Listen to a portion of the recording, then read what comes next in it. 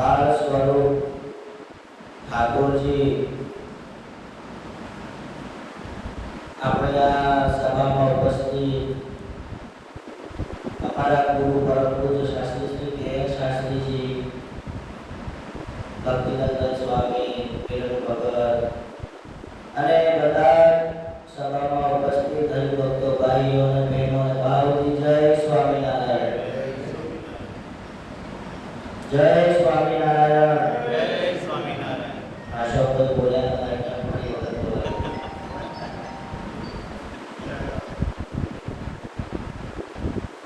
આપણા ભગવાન સ્વામિનારાયણે જે આ સૃષ્ટિ રચી એ શાના માટે? ખ્યાલ છે? કોઈને ખબર છે? ભગવાન સ્વામિનારાયણે આ બધું સર્જન કર્યું, એ બધું સર્જન કર્યું અને બધું સર્જન કર્યા પછી આપણને મનુષ્ય દેહ આપ્યો કે જા હું તને મનુષ્યનો દેહ આપું છું, જે દેહ વડે બધું જ થઈ શકે, કોઈ પણ કાર્ય ના થાય એવું બને નહીં.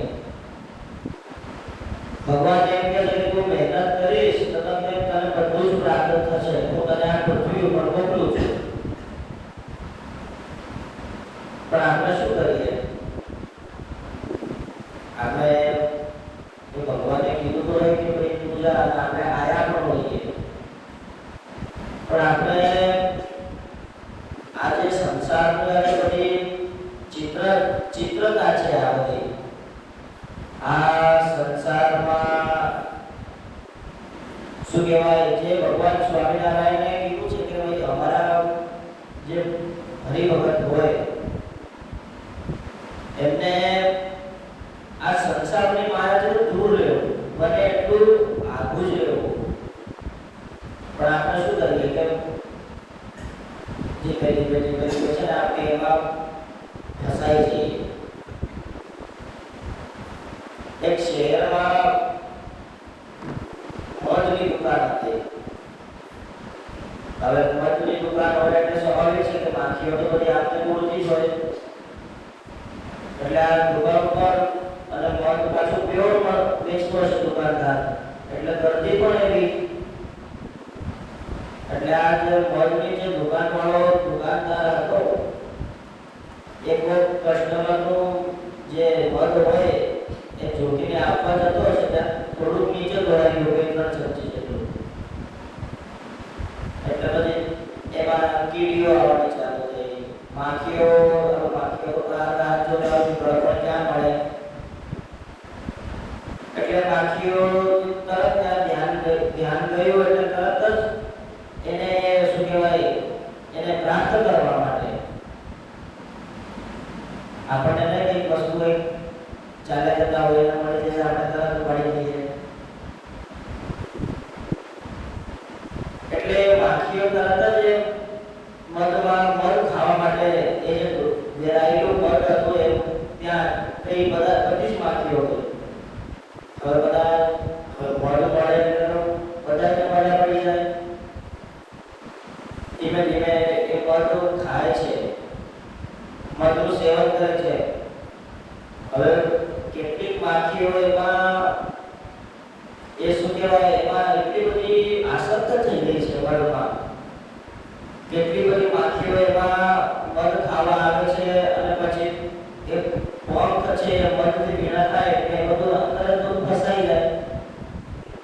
હવે ઘણી બધી માખીઓ આ બધું જોવે છે કે ભાઈ જો અમારી પેલા આ પણ અહીંયા મધ ખાવા ગયા હતા, પણ જો આ નીકળી શકતા નથી એમાંથી, પણ તો આપણે જવાય નહીં.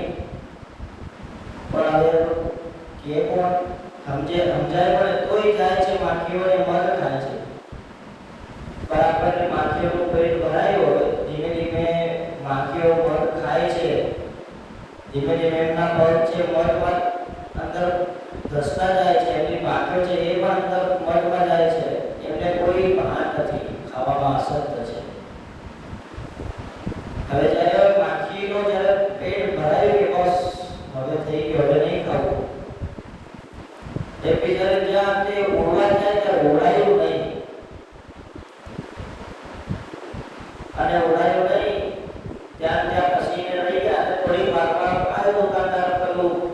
લઈને બધું સમાચાર કરી દે. એટલે કહેવાનું શું છે કે ભાઈ ભગવાનને આપણને આટલું સરસ દેહ આપ્યો છે, પછી આપણે શું કરીએ કે આ સંસારની જે બધી માયા છે એમાં પડ્યા રહીએ. ઘણા લોકો કંગાલ થઈ ગયા, ઘણા લોકો આ પરિસ્થિતિમાંથી ઘણા હરિભક્તો હોય છે એવા કે જ્યાં આ પૃથ્વી ઉપર રહીને પોતાનું કાર્ય કરતા હોય. કદાચ એનું આખું ફેમિલી હોય, એવું નહીં કોઈના હોય, આખું ફેમિલી હોય, પણ એ અમુક પ્રકારના જે માયાના જે ચાળ હોય એનાથી આમ છેટા હોય. જ્યારે ઘણા લોકો શું કરે કે આખો દિવસ કામ ને બસ પડી ઉડ્યો, મોજ કરવી, ભોગ વિલાસમાં આખો દિવસ સુગંધિત કર્યા કરે, પછી એનાથી કઈ ઉપજે નહીં. ભગવાને આપણને એકાદશ ઇન્દ્રિયો આપી. હવે ઇન્દ્રિયો કેવી તો પોતાને ભગવાને એમને એમનું કામ સોંપેલું કે તારે આ કાર્ય કરવાનું, કે તારે આ કાર્ય કરવાનું.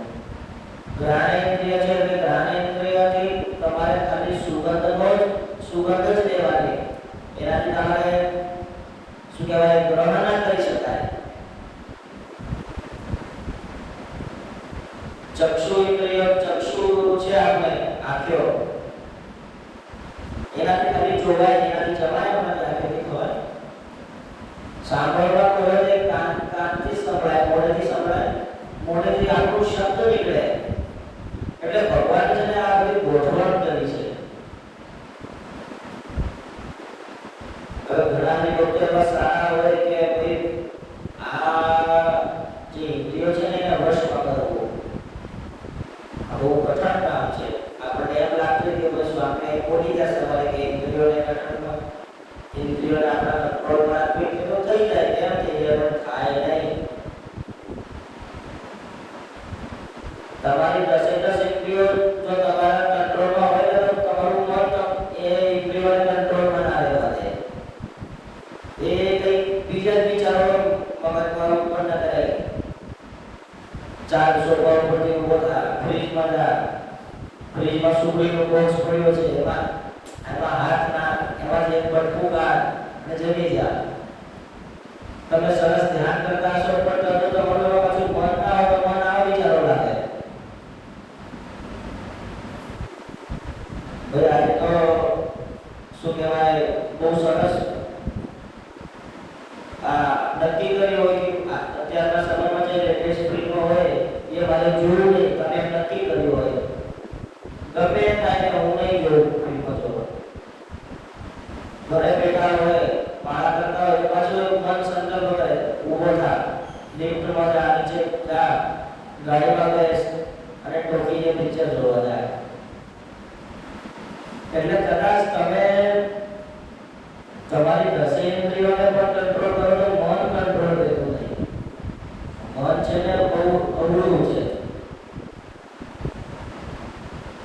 એને કંટ્રોલ કરવું બહુ જ અવળું છે. આપણે જન્મતઃ નામાવલી વડે બોલી મનોનિગ્રહાય નમઃ. ભગવાનનું નામ શું છે? મનોનિગ્રહાય, જેને મન ઉપર કંટ્રોલ કર્યો છે. નિર્ગણવર્ણી જ્યારે વન વિચરણ કરતા હતા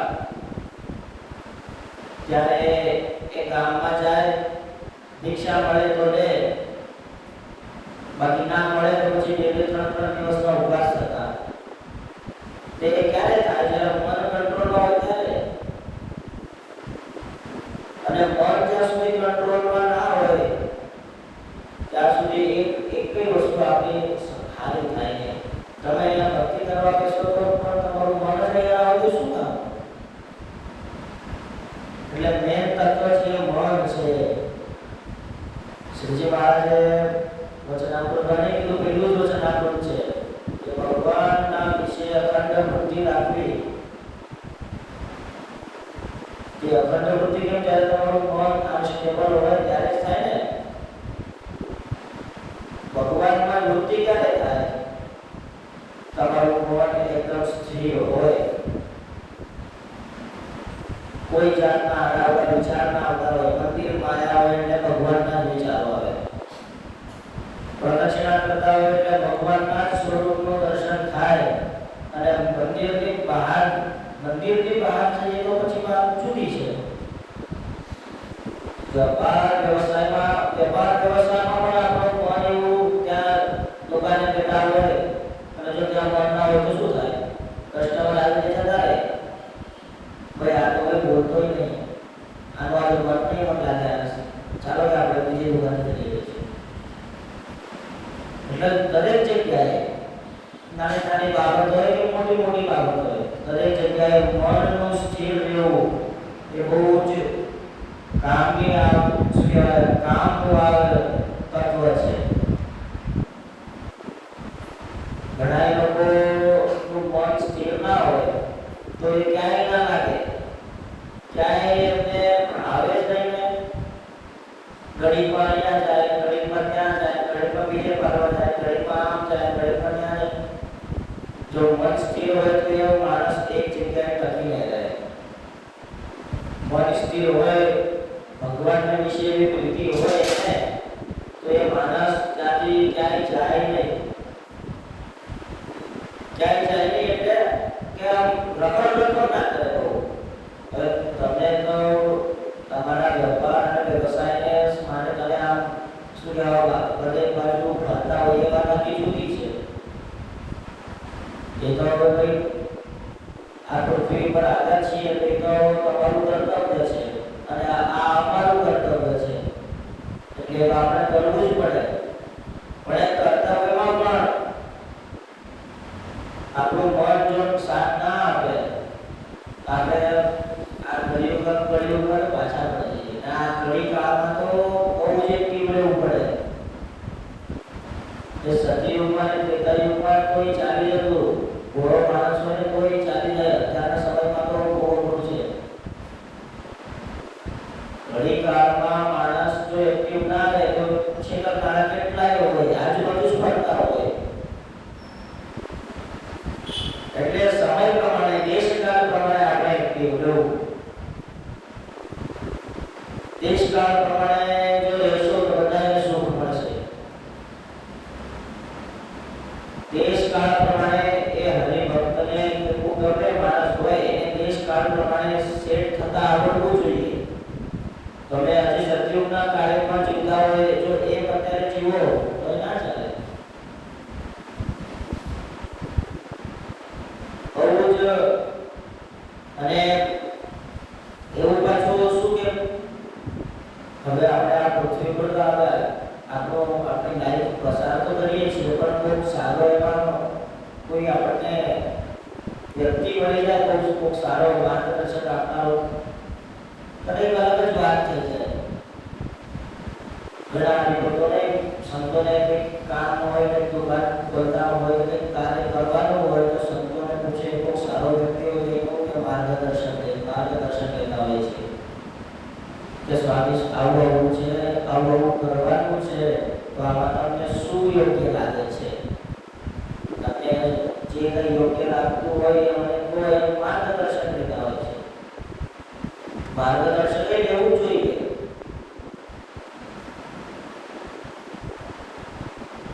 આપણા હિન્દુ સનાતન ધર્મમાં નવદા ભક્તિ છે.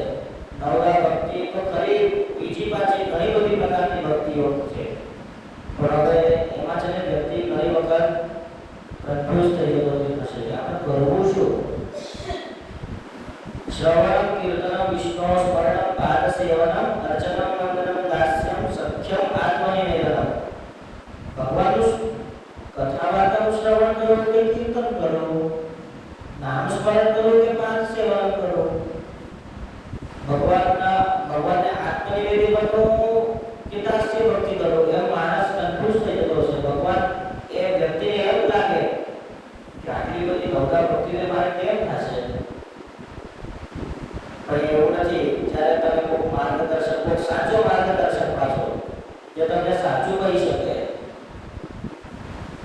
તમે કોઈ સાચા માર્ગદર્શકને મળો અને એને તમે વાત કરો કે સ્વામી આપણા શાસ્ત્રોમાં તો આવું આ નવદા ભક્તિ કીધી છે, એમાં મને કઈ સમજાતું નહીં કે મારે શું કરવું. ત્યારે જો કોઈ સાચો માર્ગદર્શન હશે ને તે તમને એમ કહેશે કે ભાઈ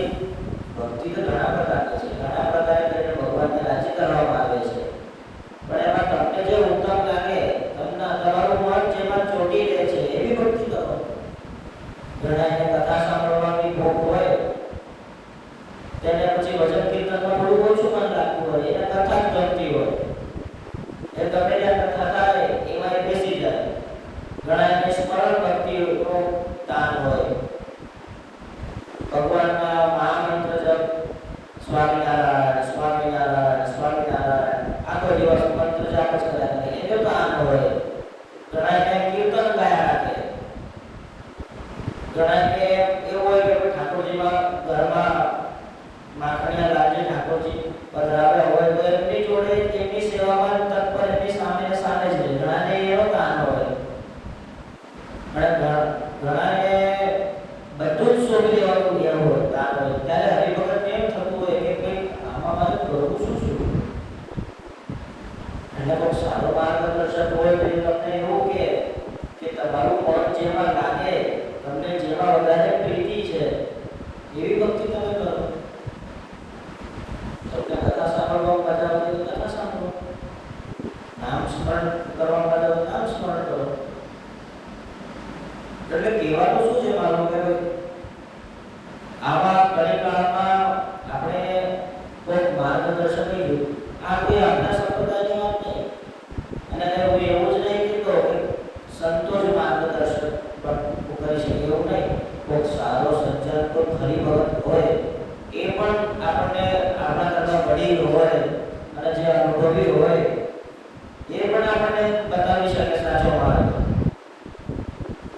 મારું ભાઈ એવું કેવું નહીં કે ભાઈ સંતોષ તમને સાચો માર્ગ બતાવે તમે અમારી પાસે જાઓ. ના ના, આપણા તમારા સમાજનો પણ કોઈ વડીલ હોય જેને આપણા કરતા વધારે અનુભવ હોય, જે જ્ઞાની હોય તો આપણે એને પણ પૂછી શકીએ.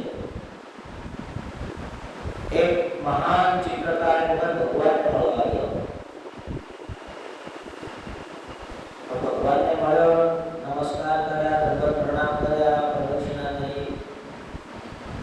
એટલે ભગવાન રાજી થયા કે વાહ ભાઈ વાહ, આ ભગવાનને તો ખબર છે કે ચિત્રકાર છે, એ ચિત્રકાર બહુ સરસ છે કે આ વ્યક્તિ બહુ સરસ સારો છે કે મને આવીને એને દંડવત પ્રણામ નમસ્કાર કર્યા. તો ચિત્રકાર આવ્યો, ભગવાનને નમસ્કાર વંદના કરીને પછી ભગવાન આ સૃષ્ટિમાં મારી જોડે આવી શકે એવો કોઈ ચિત્રકાર જ નથી.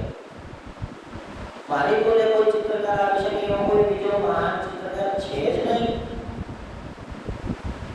એટલે સ્વાભાવિક છે કે પ્રશ્ન તો ઉભો થાય આપણને, કોઈ શા કારણથી શું કામ કોઈ એવું બોલે છે.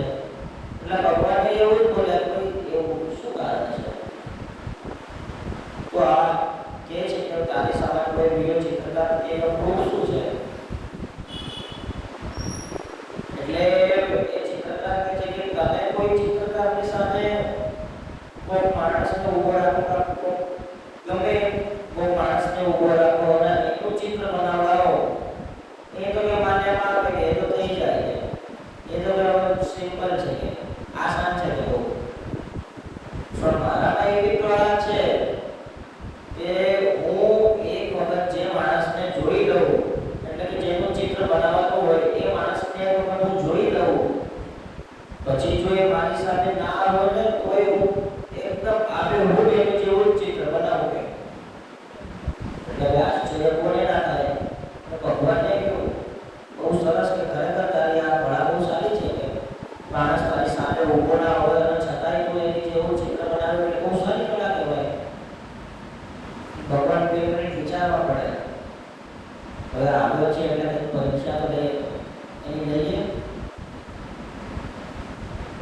એટલે ભગવાન પછી કે છે કે કામ કરે તો આવ્યો છે અહીંયા તો મારું ચિત્ર બનાવી દે. ચાલો પેલો એનાથી કારણ કે ભગવાનનું ચિત્ર બનાવવું સ્વયં સાક્ષાત વિષ્ણુ આપણી સામે ઉભા હોય ને કે ચિત્ર બનાવો ત્યાં કેવું સરસ લાગે. એટલે રાજી થઈ ગયો. ભગવાનને એકદમ મતથી કેસ સુધી જોઈ લીધું, એકદમ સરસ નિરીક્ષણ કરી લીધું. અને હવે ભગવાનને એમ કહે છે તમે હવે અહીંથી જાઓ, પ્રસ્થાન કરો કે હવે 1 કલાક પછી પાછા આવજો, 1 કલાકની પહેલા આવતા નહીં. એટલે ભગવાનને મારે જવું પણ પડશે. આ તો જવું તો પડે તો મારી સુધી મારી કળા કામ નહીં તો હું તમને જોઈ લઈશ કે સારું કે અમે જઈએ. ભગવાન જતા રહ્યા. હવે આને ચિત્ર બનાવવાનું ચાલુ કર્યું. ચિત્ર બનાવ્યું સરસ. હવે એને બધું એમાં કળા હતી જોયેલું જ હતું. ભગવાનને નખથી કેસ સુધી ખેડૂત જોયું હતું. એટલે સરસ ચિત્ર ભગવાનનું એણે દોર્યું. 1 કલાક થયો એટલે ભગવાન આવ્યા. તો ભગવાન હવે આપણે નહીં કોઈ કઈ વસ્તુ બતાવતા હોય તો આપણે આનંદમાં ને આનંદમાં આંખો આપણે બંધ રાખીએ. ઘણા નાના છોકરાઓ હોય ને એક વસ્તુ આંખો જ આનંદમાં હોય તો આંખો બંધ રાખે, આંખો બંધ હોય એવું નહીં. એટલે આ ચિત્રકારે ભગવાનને આંખો બંધ કરીને જો ભગવાન તમારા જેવું ચિત્ર છે કે નહીં એકદમ સેમ ટુ સેમ આપ્યો. ભગવાને બધું જોયું ચિત્રમાં કે એટલે આ બધા આમાં તને શું મારા જેવું લાગે છે? આમાં મારા જેવું કશું જ છે નહીં કે મને બોલે તો ચિત્ર બની ગયું. ભગવાને પોતાનો ચહેરો બદલી નાખ્યો. ચિત્રમાં બીજો ભગવાનનો જે ચહેરો હતો એ બીજો બનાવેલો મુખ અને ભગવાનને આ પાછું બદલી નાખ્યું. ચિત્રકાર પાછો થોડો હાર માને એવો નહીં કે આવું તો શક્ય જ નહીં, કે આવું બને જ નહીં, તમે પાછા જાઓ કે હું ડબલ બનાવીશ. હાર માને એવો નતો ચિત્રકાર. પણ એને ખબર નહીં કે આ કોઈ અખંડ આખા બ્રહ્માંડના અધિપતિ છે, એના આગળ આપણે કોઈ દિવસ જીતાય નહીં. પણ છતાંય એને પ્રયત્નો ચાલુ રાખ્યા. ભગવાન પાછળ એ ચિત્ર જે ભગવાને પાછું જે પોતાનો જે ચહેરો જે પ્રમાણે ભગવાને બદલેલું એનું પાછું ચિત્ર બનાવ્યું. ભગવાન પાછું એટલે આ ભાઈ હવે તું જવા દે ને કે તારાથી નહીં થાય કે આ મારું ચિત્ર બનાવ્યું છે, આમાં તને મારા જેવું શું લાગે છે? એટલે આવું વારે વારે આવું થયું. 3, 4, 5 વખત આવું થયું. એટલે હવે પેલો ચિત્રકાર છે ને થોડો દુઃખી થયો, નારાજ થયો. આવું કરવું શું મારે?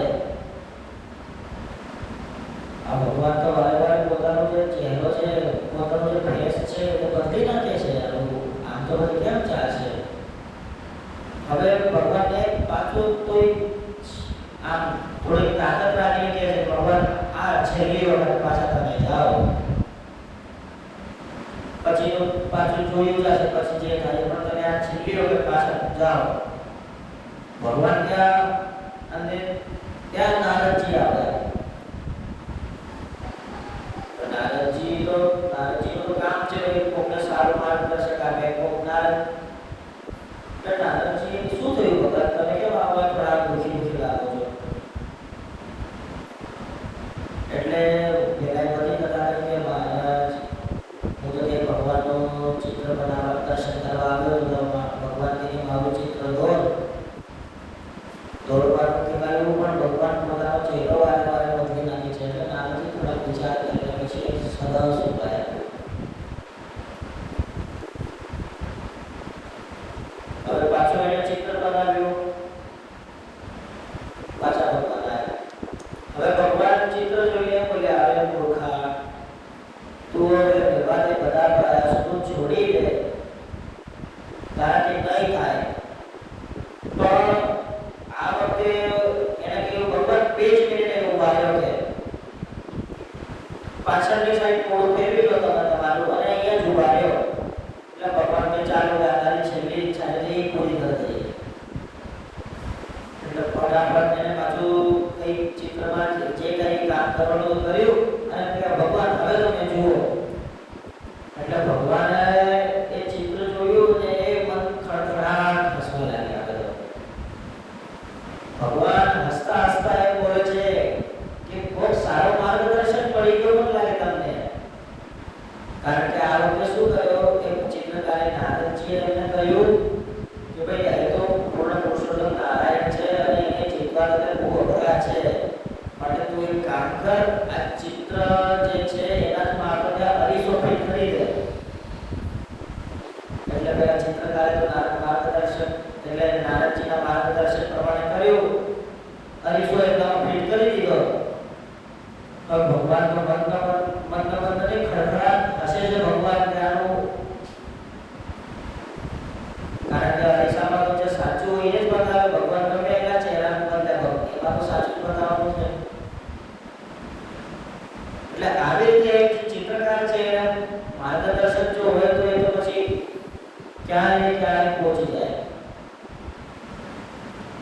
માર્ગદર્શન હોય તમારી પાસે કશું અપેક્ષા ના રાખતો હોય, પણ તમે એની પાસે બધું પૂછવા જાઓ, એના પાસે તમે કંઈક જાણ લો તો એ બહુ સારી વાત કહેવાય. ઘણી વખત આ જે આપણે આવું કરવું જોઈએ, આપણાને આપણા કાનમાં આવીને ના ના પેલા ભાઈને શું પૂછવાનું, પેલા ટીકા ફલાણાને શું પૂછવાનું, કે આપણને ખબર ના પડે, આપણે શું ધંધો કરતા નથી, ના ના ના એવું નહીં. આપણાથી જે વડીલો હોય, આપણા ધંધામાં જેને પૂરેપૂરો એનો અનુભવ હોય એને પૂછવાનું. તો આપણે આમાં શું કહેવાય, કાનમાં આપણને આપણા ઈગોમાં રહીને તો પાછા પડતા જઈએ, પાછા ધીમે ધીમે બધું નુકસાન થાય. કહેવાનું શું છે કે ભાઈ આ જિંદગી મારી કે તમારી એ છે ને બિલકુલ પડે બદલાતી હોય, એવી પડે ક્યારે શું થવાનું છે એનું કોઈ નક્કી છે નહીં. અત્યારે અહીંયા માળા કરીએ છીએ, આના પછી શું થવાનું છે એ કોઈને ખબર નહીં. આપણે અહીંયા બેઠા આપણે એમ કહી દઈએ કે હું 10 વાગે આવું છું દુકાને, એ કસ્ટમરને તો ઉભો રાખજે, પણ 10 વાગ્યા પહેલા પહોંચીશું કે નહીં એની ખાતરી આપણને નહીં. પણ આવી જિંદગી છે એનું પડે બદલાતી હોય છે. એમાં કોઈ સારો વ્યક્તિ જો આપણને મળી જાય, આપણો સાથ દેનારો, આપણને સાચું કહેવા વાળો,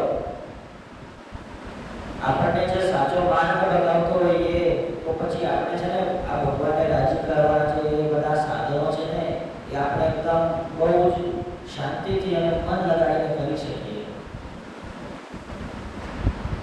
આ જિંદગી એ ભગવાને આપણને અમૂલ્ય ભેટ આપી છે. સમજાય એને તો સમજાય, જેને ના સમજાય એને કઈ નહીં.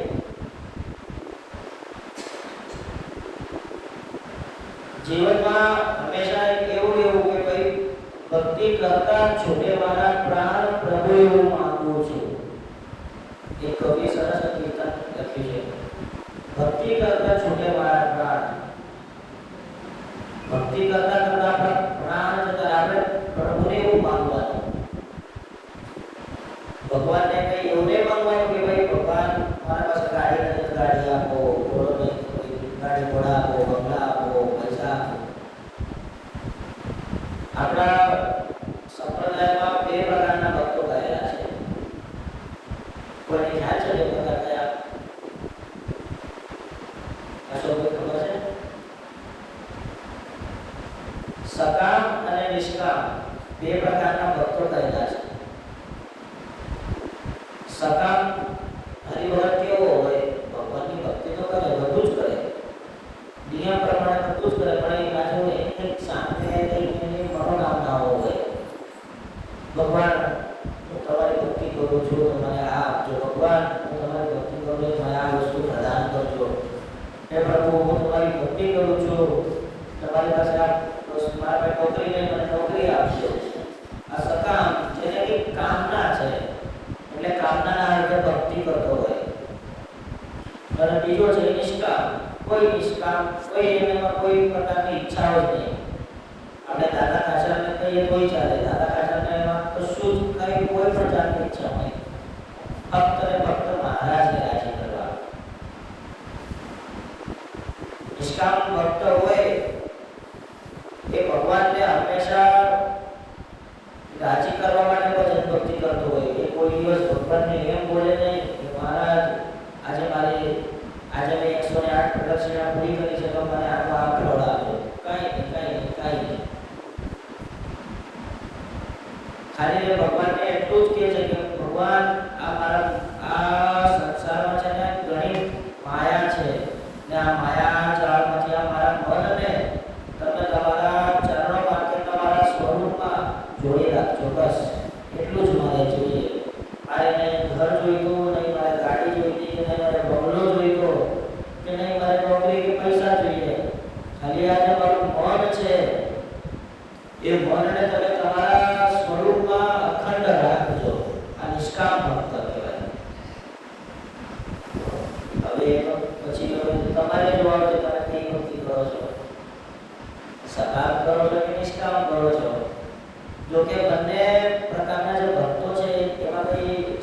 અને કનિષ્ઠ છે એવું કઈ છે નહીં.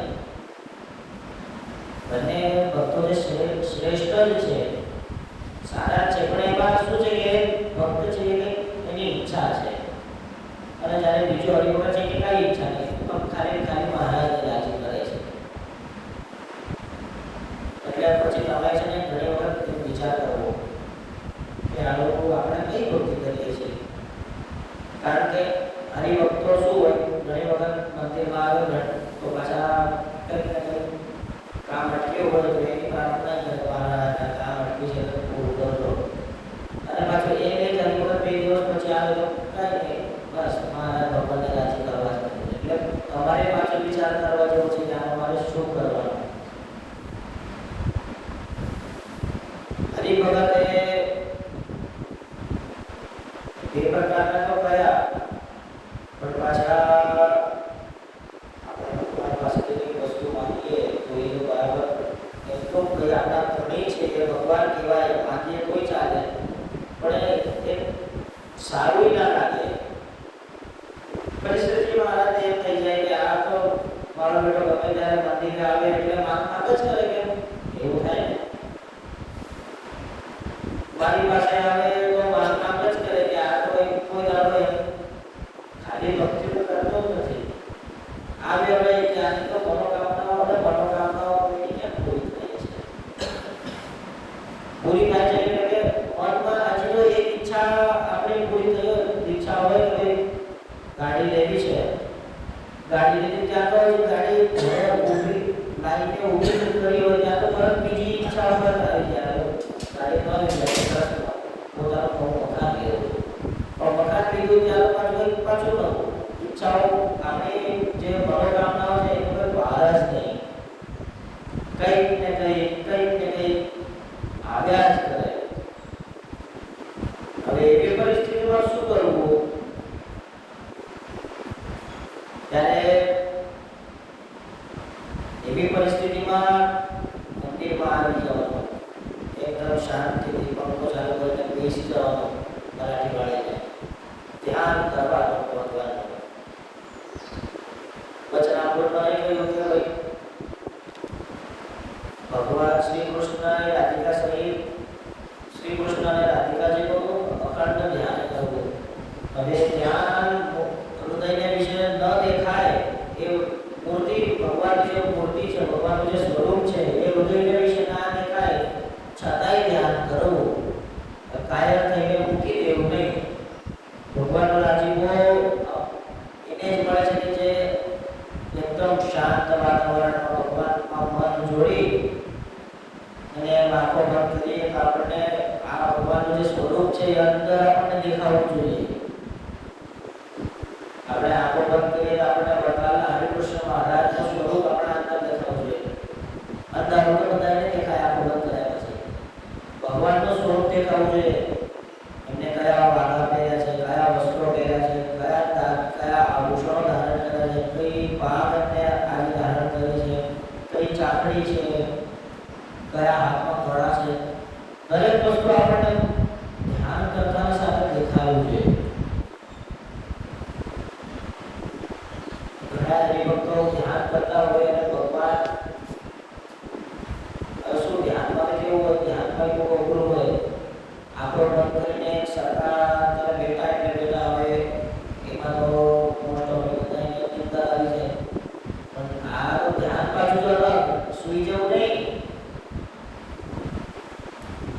આ ખાલી આપણા જે ઉપરની જે આંખો છે એ ખાલી બંધ રહે, પણ જે અંતરની જે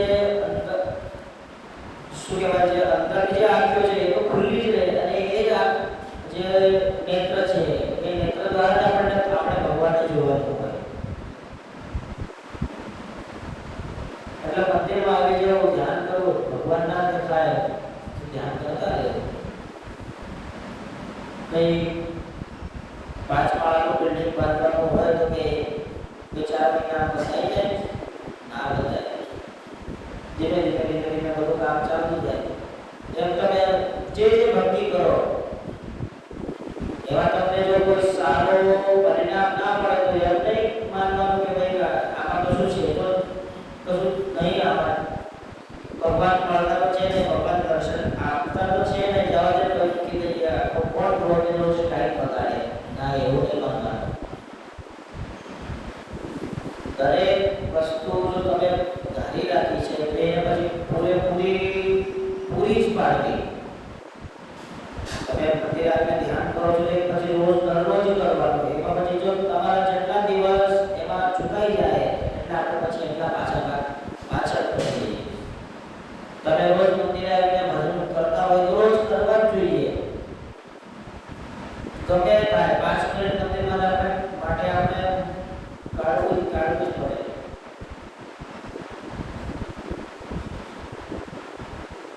આપણને એમ લાગે કે ભાઈ અત્યારે મંદિરે ગયા, હવે સાંજનો તમારો મંદિર આવવાનો નિયમ હોય અને પછી તમે સવારે કઈ આ મંદિર તરફથી નીકળતા હોય પણ ચાલો મંદિરમાં દર્શન કરતા આવીએ, તો પછી એમની સમજ કે હવે સાંજે મારે આવવાનું નહીં. આ તો તમારે સાંજે પાછું આવવાનું જ છે. એ તમારો જે નિયમ છે એ તમારે પૂરો કરવાનો છે. એક કહેવાનું શું છે, કોઈ પણ એક વસ્તુ તમે રાખો તો એને તમે પરિપૂર્ણ કરી શકો. તમે નવા પ્રકારની ભક્તિ એક સાથે કરવા જાઓ તો એકઈ ભક્તિમાં તમારો પગ રહે નહીં.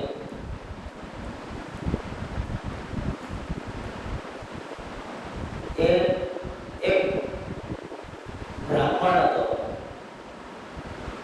એને હવે એવું શું કહેવાય, પોતાના એને એમ કહેવાય મારે તો છે ને પાઠશાળામાં ભણતો હતો. એટલે એને એવું તાન એટલે કેવું કે મારે તો છે ને બધું જ શીખી ગયું છે. હાર્મોનિયમ વગાડતા શીખી ગયું છે, તબલા વગાડતા શીખી ગયું છે, પછી પેલો વાંસુરી વગાડતા મારે શીખી ગયું છે, ઢોલ વગાડતા મારે શીખી ગયું છે. બધું જ એને શોખ. હવે શોખ તો કોને ના હોય વગાડવાનો? બધા લોકો પાછું એના વગાડવાની રીત તો આપણે આવડતી ના હોય. એટલે બ્રાહ્મણનો જે દીકરો હતો એને બધું જ વગાડવાનો શોખ. હવે એ વખતે પાછળ કંઈક નિયમ હશે કે ભાઈ જે વિદ્યાર્થી વાજિંત્ર શીખે છે એને કોઈ પણ એક જ ક્લાસ જોઈન કરવાનો એટલે કે તમારે તબલા શીખવા તો તબલા જ, હાર્મોનિયમ અને આ બીજા ક્લાસમાં તમારે ના જવાય. એટલે નિયમ એને પાલન કર્યું નહીં. તબલાના ગુરુજી આવે તો તબલાના ક્લાસમાં જાય, એ પેલું લેસન આપી દે એટલે નોટબુકમાં લખી લે. પછી હાર્મોનિયમના ગુરુજી આવે 2 કલાક પછી એમના ક્લાસમાં જાય, એમનું બધું નોટબુકમાં લખી લે. એના પછી 2 કલાક પછી પાછા વાંસળીવાળા ગુરુજી આવે એ બધું એમના ક્લાસમાં જાય. એમ કરતા એક વખત ગુરુજીએ પૂછ્યું કે સ્વામી તમે હવે તબલા સ્વામી તમે આ ક્લાસમાં આવો છો તો મને એ એવું સાંભળ્યું તમે તબલાવાળા ક્લાસમાં જાઓ છો. એટલે હવે ખોટું તો બોલે નહીં, જઉં છું કે ના એવું નહીં કરવાનું. તમે કોઈ પણ એક વિષય કરતા હોય પછી એક વિષયને પૂરેપૂરો તમે અત્યારે ન્યાય આપો, પછી તમે ભલે પણ એને માન્યું નહીં. એમ કરતા વર્ષ 2 વર્ષ થઈ ગયા એને એક પણ વાજિંત્ર વગાડતા ના આવડ્યું. નહીં તબલા વગાડતા આવડ્યા કે નહીં હાર્મોનિયમ વગાડતા આવડ્યું. ખાલી થોડાક સુવર સારે ગમા પદની સાવે તો કોઈ પણ છોકરી ઉપર જોતો વગાડી લે. એટલે શું છે કે એક સાથે બધી બાજુ પગ નખાય નહીં. આ છોકરાએ બ્રાહ્મણના છોકરાએ બધી બાજુ પગ ક્યારેક આ ક્લાસમાં જાય, ક્યારેક પેલા ક્લાસમાં જાય. આ તમને પૂરેપૂરું તબલા વગાડતા આવડી ગયું હોય પછી તમે બીજું કંઈક વાજિંત્ર શીખો તો એ વાત આખી જુદી છે, પણ એક સાથે નહીં. એટલે તમે ભક્તિ તો ઘણી બધી છે, પણ હવે 9 પ્રકારની છે. પ્રદક્ષિણા ભક્તિ છે તો તમારે કરવી કઈ? તો અહીંયા ભજન કરવા બેઠા હોય પછી નામ સ્મરણ ક્યારે થાય? નામ સ્મરણ કરવા બેઠા હોય ત્યાં કથા તો કથામાં કેમ જવું? શ્રવણ ભક્તિ રહી જાય. શ્રવણ ભક્તિ કરવા કથામાં બેઠા હોય તો ભગવાનના પાઠ સેવન પંચમથી કરવાના રહી જાય. એટલે બધી જ ભક્તિઓ ઉત્તર બહુ જ શ્રેષ્ઠ છે. તમે ગમે ખાલી આ કળિયુગમાં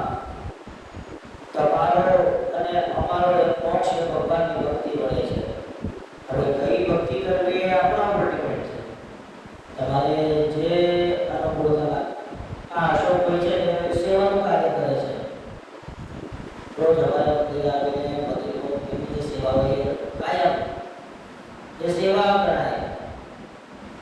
ઘણા હરિભક્તો હોય તો એ માળા કોઈ તો નીચે તો માળા કરતા હોય, પ્રદક્ષિણા કરતા હોય. આ જીવનભાઈ કોઠારી છે એમને ત્રણ કરતા જોયા હોય. એટલે ઘણા અલગ અલગ હોય. સેવાનું આપણે સંપ્રદાયમાં ઘણું બધું સંતો કર્યું છે. ઘણી વખતે હવે તમે બધા મેટ્રોવાળા હરિભક્તો છો એટલે આપણા બધા ઘરના કહેવાઓ, ઘરના જ કહેવાઓ ને. હા, એમ આગળ ભણે. શિક્ષાપતિ શ્રીજી મહારાજ કહે છે કે સેવા ઉત્તિષ્ઠ ગમ્યતા. સેવા કરે છે એ મુક્તિ ગમ્યતા એટલે જો મુક્તિના માર્ગે જાય છે જે હરિભગત સેવા. હવે સેવા એટલે શું? તો સદાનંદ સ્વામી સરસ કહે કે સેવા એ જ ભગવાનની એક પ્રકારની ભક્તિ અને ભક્તિ એ જ એક પ્રકારે ભગવાનની સેવા. તમે જેને જે રીતે જોવો એ બધું એક જ છે. ભગવાનની સેવા એ જ ભક્તિ છે અને ભગવાનની ભક્તિ કરો તો એ જ સેવા છે. તમે મંદિરમાં આવ્યા હોય, સરસ ભગવાનની જે જળ ધરાવવાની જે લોટી હોય, બધા સિયાસોનો જે દીવાઓ હોય એને તમે રોજ ઉપર લઈ જાઓ, એને તમે રોજ સાફ કરો, મંદિર સાફ કરો, પૂજો મારો, એ તમારી સેવા છે. પણ એ સેવામાં તમારી આ ભક્તિ કહેવાય. ભગવાન પ્રત્યેની આ ભક્તિ કહેવાય. એટલે બસ વાલા ભક્તો,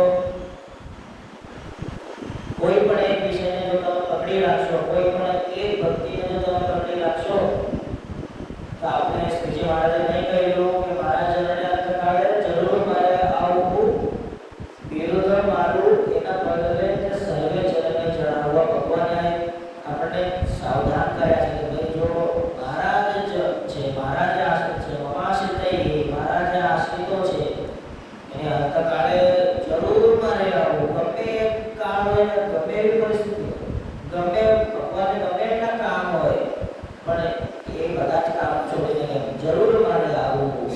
જો આપણે ભક્તિ એ પ્રમાણે કરીએ, ભગવાનને એ પ્રમાણે આપણે લાડ લડાવીએ, એ પ્રમાણે આપણે રાજી કરીએ, તો ભગવાનને આવવું જ પડે. કેમ ના આવે?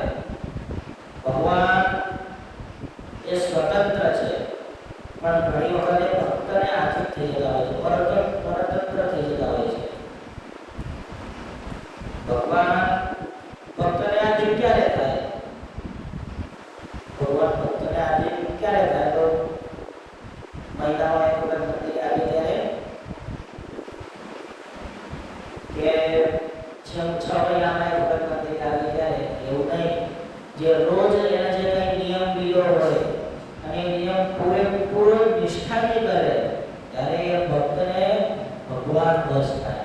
પછી તો એ ભક્ત જેમ કે ને એમ જ ભગવાનને કરવું પડે. નહીં તો ભગવાનને આપણે અત્યારે કહીએ ભગવાન તમારે આમ કરવું છે, ભગવાન કરે ખરા? આપણે પાછળ છીએ. વાત તો ઘણી લાંબી છે, કેવા જઈશ તો ઘણો ટાઈમ થઈ જશે. હજી મારે તમને પાછું આવતીકાલે મારે બોલવાનું છે.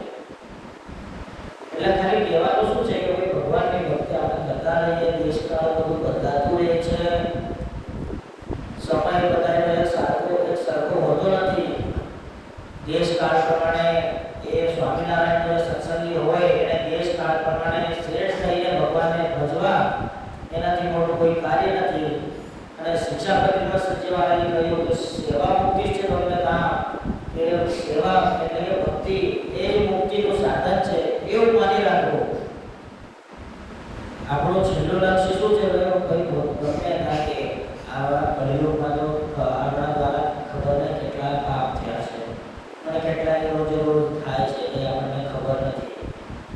પણ ચાલો નહીં આપણે મંદિરે જઈએ, ભગવાનનું થોડુંક કંઈક તો સાધના કંઈક જે હોય એ આપણે કરીએ તો એનાથી શું થાય કે આજે આપણા દ્વારા જે કંઈ કાર્યો એટલે કે કોકને ખોટું લાગી ગયો હોય કે સમજો કે તમે ચાલો કીડી પગમાં આવીને મરી ગઈ હોય તો આપણને એનું પાપ લાગે.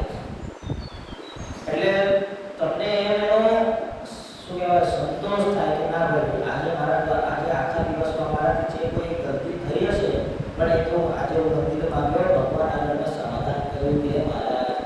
આજે મારાથી જે કોઈ ગલતી કે જે કોઈ મારાથી શું કહેવાય ને ભૂલ થઈ હોય એને તમે માફ કરજો,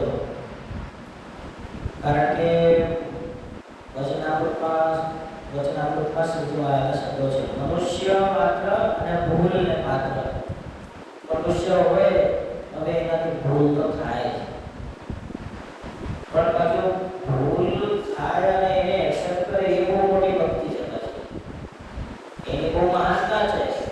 ઘણા લોકો તો ભૂલ કરે અને કશું એક્સેપ્ટ જ ના કરે, એ કાયમ વ્યક્તિ કહેવાય. તમે પાછા એવું કોઈ રાખતા નહીં, ક્યારેક કંઈક ભૂલ થઈ જાય તો આપણા ઘરમાં વડીલ હોય એમના આગળ બોલવું, અને વડીલને આગળ બોલવામાં કોઈ દિવસ આપણે કોઈ જાતનો શું કહેવાય આરોપ પડતો રાખવો નહીં. કોઈ જાત જે હોય એકદમ સામે બોલી દેવાનું. ભગવાનને આગળ આવીએ તો ભગવાનને બધું કહી સંભળાવવાનું.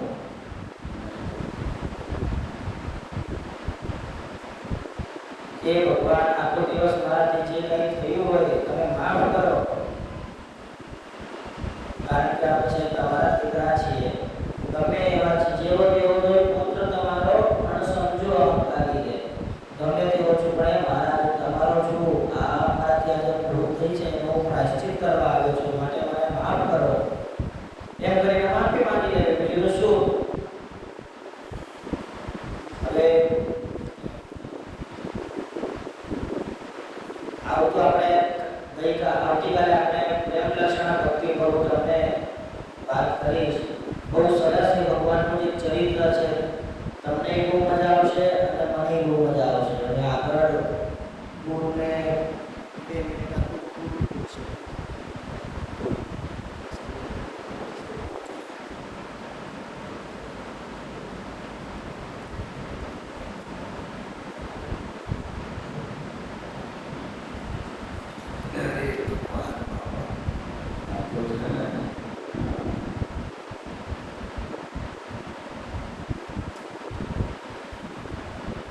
સ્વામિનારાયણ ભગવાનની સહજાનંદ સ્વામી મહારાજ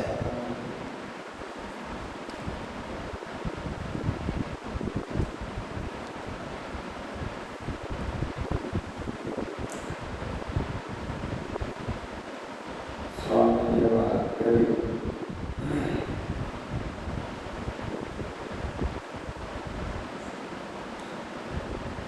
ભગવાન ગીતાજીમાં એમ કહે છે,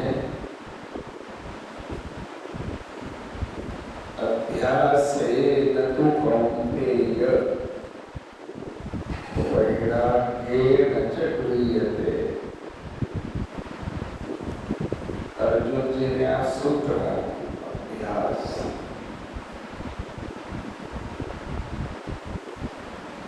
અને વૈરાગ્ય.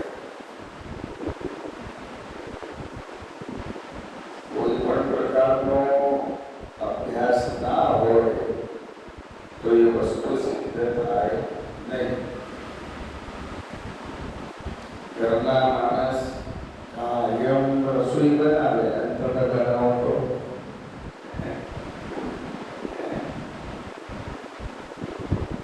ખાવા આવે.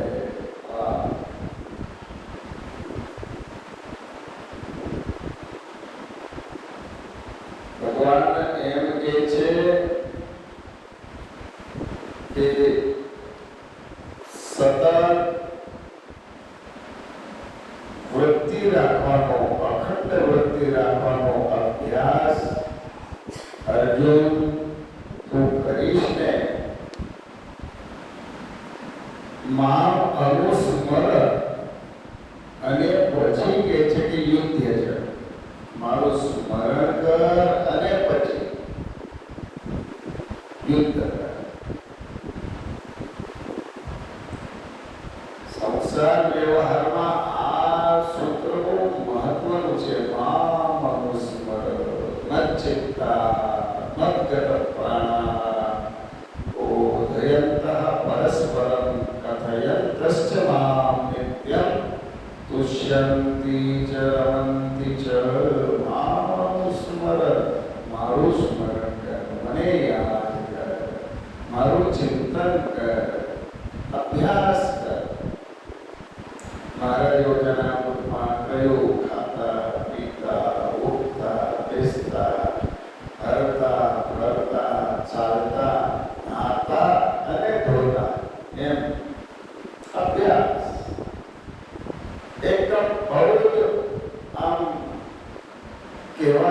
ને તો સિમ્પલ અને સાદી અને સરળ ભાષામાં મહારાજે આ વેદનું રહસ્ય કહી દીધું. ખાતા પીતા ઉઠતા બેસતા હરતા ફરતા નાતા ધોતા દુકાને બેઠા હોય ને કદાચ માનો કે ગ્રાહક આવે ખિસ્સામાં માળા રાખી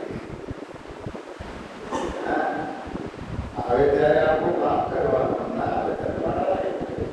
માળા ના બોલતું ચાલે, માનસિક માળા નથી ભગવાન. આ બહુ મોટો અભ્યાસ છે. બીજી સ્વામીએ વાત કરી સેવા મુક્તિશ્ચ ગમ્યતા, બહુ સરસ વાત છે. ભૂકા ખાચરને સેવાનો અંગ હતો. મહારાજે વચનામૃતમાં કહ્યું કે ભૂકા ખાચરના જેવું સેવાનું અંગ હોય તો ભૂંડામાં ભૂંડી વાસના હોય એ પણ કરી જાય. આ મોટી વાત છે સેવાની વાત. પ્રસંગ એવો બનેલો કે મારા અગ્નિ કોટક છે નીચે વિરાજમાન હતા, કથા વાર્તાનો બધું ચાલતું હતું. એ અવસર દરમિયાન એક કૂતરું આવી ત્યાં બગાડી ગયું. બધા આવનારા ભક્તો મહારાજને પગે લાગે, આમ કરે, નાક ડાલીને જાય. કૂતરે બગાડ્યું છે, કૂતરે બગાડ્યું. એક આવે, બીજા આવે, ત્રીજા, ચોથા એમ કથા પદ્ધત લાઈનમાં બધા હરિભક્તો આવવા માંડ્યા. કૂતરે બગાડ્યું છે, કૂતરે બગાડ્યું છે એમ કરતા કરતા હાથ હલાવતા, નાક ડાબતા હાલ્યા જાય. ઊંકા ભગત આવે, ઊંકા ખાચર. ઊંકા ખાચરનું ધ્યાન થયું કે અહીંયા મહારાજ સભા કરે છે, કથા વાર્તા ચાલે છે અને આ કૂતરાએ બગાડ્યું છે. ઓસરીની ઓલી પૂરે ગયા, કપડા બદલી નાખ્યા, પૂતળી પહેરી લીધી, હાથમાં પેલું જે કાંઈ હતું ઉઠાવવાનું એ બધું લઈ લીધું, સુપડી ઉપડી અને કૂતરાએ બગાડેલું એક બાજુ ઉપરડા ઉપર નાખી આવ્યા. ઘેલાએ ગયા, નાહીને આવ્યા. નાહી ધોઈને શુદ્ધ પવિત્ર થઈને આવ્યા. એટલે મહારાજ કહે છે કે આવો ઘરના ધણી. શ્રીજી મહારાજના શબ્દોમાંથી શ્રીજી મહારાજના મુખમાંથી શબ્દો સરી પડ્યા, આવો ઘરના ધણી, અને એને ભેટી પડ્યા. આ છે સેવાનો પ્રભાવ. ભગવાનની સેવા કરી. ઘરના ધણી કયા? આખી સભા આશ્ચર્યચકિત થઈ ગઈ. મહારાજે ઘરના ધણી કોણે કયા? હવે ઘરના ધણી તો દાદો છે ને, પહેલા નંબરે મહારાજ, પછી બીજા નંબર દાદો, આ ત્રીજો કયો છે? ઘરનો ધણી થયો. એટલે મહારાજે કહ્યું ભૂકા ખાચર એ હાચા ઘરના ધણી છે, એને ચિંતા છે. એને આ સેવા કરી એના પર મહારાજ ખૂબ રાજી થયા. અમને અહીંયા 8-10 જે દિવસો થયા તે 8-10 થયા. અહીંયા પારણામાં એક માર્બલના 2-3 ટુકડા થઈ ગયા છે. એક દિવસે હું પ્રદક્ષિણા ફરતો હતો. એક વખત મને વાગી ખરું ને જુદા પડી જાય એવા હતા. તે લગભગ 4 વાગ્યા ને, 3:45 કે 3:30 જેવા થયા હશે. ત્યારે શ્રીમદભાઈ સિમેન્ટ લઈને આવ્યા. સિમેન્ટ લઈને એ જે ટુકડા હતા એમાં સિમેન્ટનું પેલું એ કરીને સિમેન્ટનું પાણી કરીને ભેળાડતા હતા. હું ઉપરથી બરાબર તે વખતે નીચે ઉતરતો હતો. મેં કીધું આ ઠોકાપીટી કોણ કરે છે મંદિરમાં? આ કોણ? ત્યારે મને ખ્યાલ આવે કે આને કહેવાય ઘરના ધણી. શું કે ના, આ નીકળી જશે, વાગશે, અથવા હમણાં ટેમ્પરરી તો આપણે એને બેસાડી દઈએ. જેને મમત્વ હોય, મમત્વ એટલે આ મારું છે, મારા પણ એવો ભાવ થાય ને, પછી એ વસ્તુનું આપણે જતન કરીએ, એ વસ્તુને આપણે સાચવીએ, એ વસ્તુનું સંવર્ધન કરીએ. એ જેમ વિશેષ અને વધારે ટકે એવો આપણે પ્રયાસ પ્રયાસ કરીએ. એટલે મહારાજે ઉભા ખાતરને વખાણ્યા. આમાં જે ઉત્તમ ભક્તો છે એ સેવા કરે છે, સ્મરણ કરે છે અને ભગવાનનો રાજીપો મેળવે છે. માટે મહારાજે લખ્યું સેવા તિષ્ઠ ગમ્યતા. એક કહેવા માત્ર નથી કહ્યું, સેવા ખરેખર મુક્તિ આપે છે. માનસિક સેવા, કાયિક સેવા, વાચિક સેવા, આર્થિક સેવા, કોઈ પણ સેવા એ ભગવાનને બહુ પ્રિય છે, મુક્તિ આપનારી છે. સ્વામિનારાયણ સ્વામિનારાયણ સ્વામિનારાયણ સ્વામિનારાયણ સ્વામિનારાયણ સ્વામિનારાયણ સ્વામિનારાયણ